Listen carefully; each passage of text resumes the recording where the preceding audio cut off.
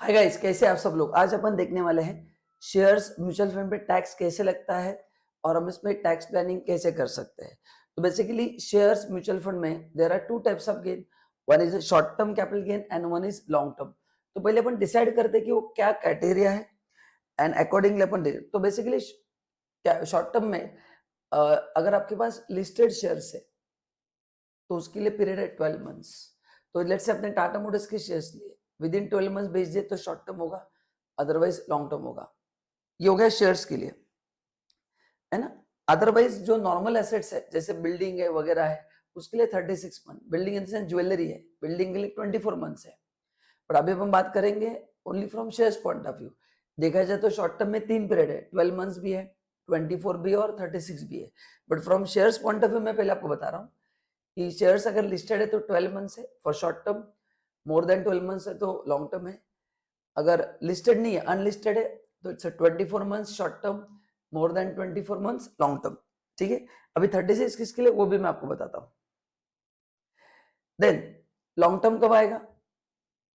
More than 12 months long term, more than 24 month short term. Now question is, अभी अपने को मैंने आपको 12 बता दिया, 24 बता दिया।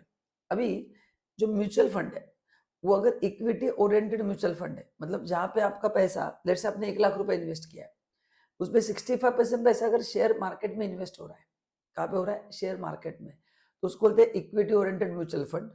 तो उसके लिए पीरियड 12 मंथ्स का ही है। लेकिन 65% से कम हो रहा है तो फिर उसके लिए 36 मंथ है। तो टेक्निकली 12 भी आ सकता है, 24 भी आ सकता है, 36 भी आ सकता है। बट यूजुअली अपन जो डील करते हैं स्टॉक एक्सचेंज में वो 12 एंड 12 ही होता है ना। Even for mutual fund is 12, up to 12 short term, about 12 long term, unlisted में 24। एंड जो ऐसे म्यूचुअल फंड जहां पे 65% से कम पैसा इक्विटी मार्केट में, हम उसको बोलते हैं डेट फंड, आपने नाम सुना रहेगा डेट फंड। जहाँ पे डेट में 50% पैसा, इक्विटी में 85, उसके लिए 36 मंथ का समय है। तो इतने सारे एसेट्स मैंने दिए, equity preference, bonds, debenture, equity oriented mutual fund and zero coupon bonds. इन सब के लिए long term and short term दोनों कैटेगरीज है, करेक्ट है। चलो नाउ अभी टैक्स कितना लगेगा वो अपने को देखना है एंड 111 में कौन से आते हैं ये मैंने आपको बस क्राइटेरिया बता दिया। अभी बात करेंगे short term capital gain 111A। तो जहां पे 111A का जाता है, जो कॉमन इसलिए बता रहा हूँ, जो एज ए शेयर मार्केट खाली बता रहा हूँ, बाकी चीज नहीं बता रहा हूँ। उसमें 3 आते हैं, एक इक्विटी शेयर्स आएंगे या equity mutual fund. What is equity mutual fund? मैंने बता दिया 65%। आपने स्टॉक एक्सचेंज के थ्रू ट्रांसफर करना है और एसटीटी पे होना जरूरी है, तो टैक्स आएगा 15%। कितना टैक्स आएगा? 15%। ठीक है, बट कैसे पे करना है? अपने स्टॉक एक्सचेंज के थ्रू, मतलब उस पर एसटीडी पे होना चाहिए।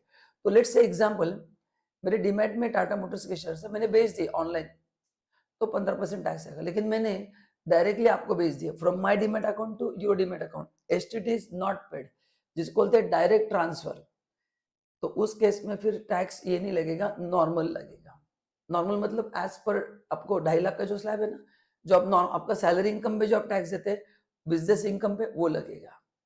तो ये तीनों कंडीशन एक साथ होना जरूरी है, लिस्टेड भी होना चाहिए एंड उस पर एसटीटी पे होना भी क्या है? जरूरी है। तो ये तीनों कंडीशन अगर एक साथ फुलफिल होती है तो ही ये प्रोविजन अप्लाई होगा, नहीं तो ये प्रोविजन अप्लाई नहीं होगा। तो this is how long term and short term is decided. And short term के लिए 3 एसेट्स है जहां पे ये कंडीशन फुलफिल होती है तो टैक्स रेट 15% है। अब इसमें और एक आप टैक्स प्लानिंग कर सकते हैं। एज्यूम करो आपका बाकी कोई भी इनकम नहीं है, आपका यही इनकम है, बाकी कोई भी इनकम नहीं है, तो आपका जो 2.5 लाख का स्लैब है आप यहाँ पे यूज कर सकते हैं।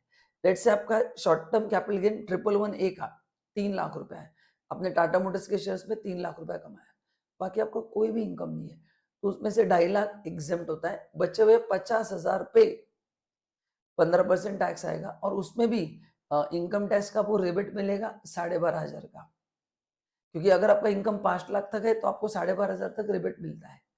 तो इस इनकम अगर 5 लाख के अंदर है इंक्लूडिंग ऑल अदर इनकम, तो वापस आपको 12,500 का भी बेनिफिट मिलेगा।